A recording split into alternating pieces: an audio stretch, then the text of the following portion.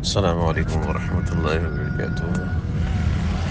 الحمدللہ پہلا روزہ مکمل ہو چکا، دوسرا روزہ شروع ہو گیا، اور بہت سے لوگ ہیں کہ جن کے 2 روزے مکمل ہو گئے، تیسرا روزہ شروع ہو گیا۔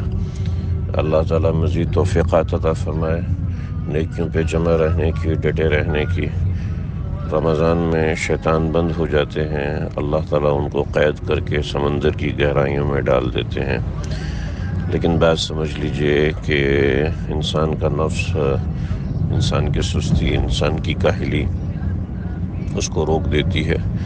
ابتدا میں تو شیطان کے قید ہونے سے اثر یہ ہوتا ہے کہ انسان کا خوب عبادت میں جی لگتا ہے اور دل لگتا ہے۔ بعض لوگوں کا نہیں لگتا، تو ان کو سمجھنا چاہیے، سیکھنا چاہیے، پوچھنا چاہیے اپنے بڑوں سے کہ کیوں نہیں میرا جی لگ رہا، کہ جبکہ شیطان بھی بند ہو چکا ہے، وہ سب کچھ ہے۔ تو بعض دفعہ کوئی عارضہ آ جاتا ہے، بعض دفعہ حالت قبض ہوتی ہے، تو اس کا اپنے بڑوں سے پوچھ لینا چاہیے۔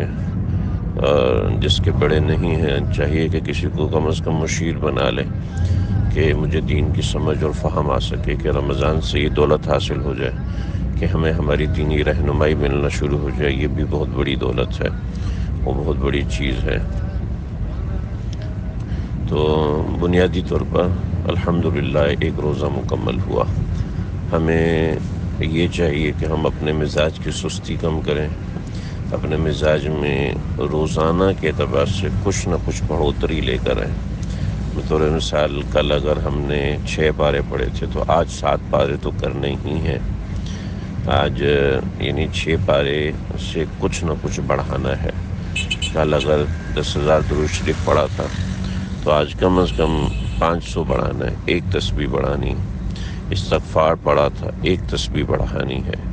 اگر کل 20 منٹ 30 منٹ دعا مانگے تھے تو آج اس کا 5 منٹ مزید اضافہ کرنا ہے۔ کل اگر 10 روپے صدقہ کیا تھا تو آج 1 روپیہ مزید بڑھانا ہے۔ اس طریقے سے اپنے اعمال کے اندر بڑھوتری آنی چاہیے۔ وہ دیکھیے، میں پہلے سے ذکر کر رہا ہوں کہ وہ جو چارٹ میں نے دیا تھا، اس چارٹ کو فل اپ لازمی کرتے رہیں۔ یہ آپ کو اعتدال میں رکھے گا اور آپ کے اعمال کی اندر پابندی لائے گا۔ اگر آپ کے اعتدال اور آپ کی پابندی کے اندر مسئلہ ہو گیا تو بھی میرا تو دل قرآن پڑھنے میں لگتا ہے، بہت اچھی بات ہے، لیکن دعاؤں کا بھی اتنا ہی حصہ اور حق ہے۔ ذکر آپ نے چھوڑ دیا، اس کے اوپر کل کو آپ پریشان ہوں گے، اور مسنون اعمال آپ نے چھوڑ دیا، اس کے اوپر کل آپ پریشان ہوں گے۔ ہمیں تو زندگی نبی اکرم صلی اللہ علیہ وسلم کے بتائے ہوئے طریقے کے مطابق گزارنی۔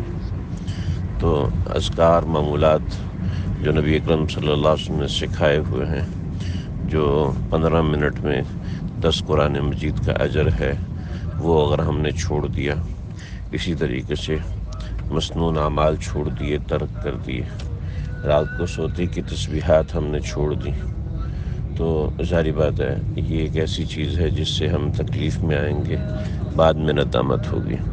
اب جب ہم چارٹ فل اپ کریں گے تو ہمیں ڈیلی بیسس پہ پتہ ہے کہ کون سے عمل کو ہم نے کرنا۔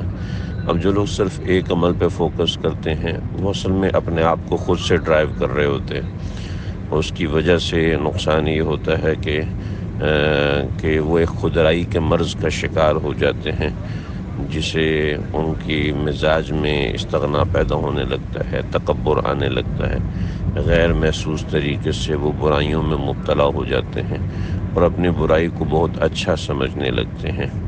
اس طریقے کے بہت سے روحانی امراض کا شکار ہو جاتے ہیں۔ تو کسی کے تابع ہو کے چلنے میں بہت سہولت ہوتی ہے، انسان آگے بڑھتا ہے۔ تو روزے کے حوالے سے میرے روزانہ 3 سے 4 منٹ کا درس بھی آ رہا ہے، اور کچھ تھوڑا سا درس قرآن بھی بڑی باقاعدگی کے ساتھ درس قرآن گروپ میں آ رہا ہے، لہٰذا اس کو باقاعدہ سنیں، اپنے آپ کو اٹیچ کر کے رکھیں، جوڑ کے رکھیں۔ میرے ساتھ نہیں، جس کے ساتھ آپ کی مناسبت ہے، جو آپ کے بڑے ہیں، آپ کے روحانی معالج ہیں، آپ ان سے رابطے میں رہیں اور پوچھ کے چلیں۔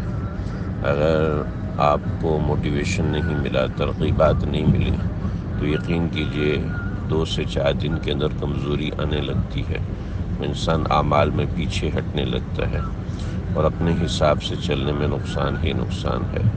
جب انسان کسی بڑے کے تحت چلتا ہے اس کو پتہ ہے مجھے وہاں سے ڈانٹ پڑ سکتی ہے، وہاں سے مجھے ناراضگی کا اظہار ہو سکتا ہے، تو پھر انسان اپنے آپ کو تیار رکھتا ہے۔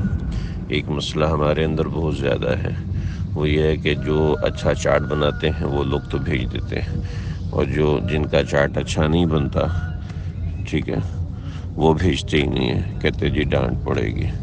تو ایک اندر سے انسان خود کو اچھا سمجھ رہا ہوتا ہے اور وہی دوسرے کو دکھانا ہوتا ہے، پھر چاٹ کے اندر غلط فیلنگ کر دیتے ہیں، غلط لکھ دیتے ہیں کہ جناب آج بدر مثال تہجد جو ہے وہ 1 رکعت 2 رکعت ملی ہے، جناب لکھ دیا 8 رکعت ملی ہے، پارہ جناب انہوں نے 1 بھی نہیں پڑھا لیکن لکھ دیا 6 پارے پڑھے۔ تو یہ نہیں ہونا چاہیے، ان باتوں کا دھیان رکھیں، اپنے ساتھ نقصان نہ کریں، اپنا آپ اپنے ہاتھ سے نقصان نہ کریں، اپنے آپ کو خود احتسابی کا موقع دیں، سمجھیں اپنے اوپر کسی بڑے کا ہاتھ رکھنا ہے تو واقعتاً رکھیں، ایسے نہیں بس اوپر سے رکھا ہوا ہے، اندر سے سب کچھ پورے ہیں، تو یہ چیز ہونی چاہیے۔ تو یہ بنیادی باتیں ہیں، تھوڑی سی درمیان میں گائیڈ لائن ضروری ہوتی ہے، اس لیے ذکر کرتے ہیں۔ السلام علیکم ورحمۃ اللہ۔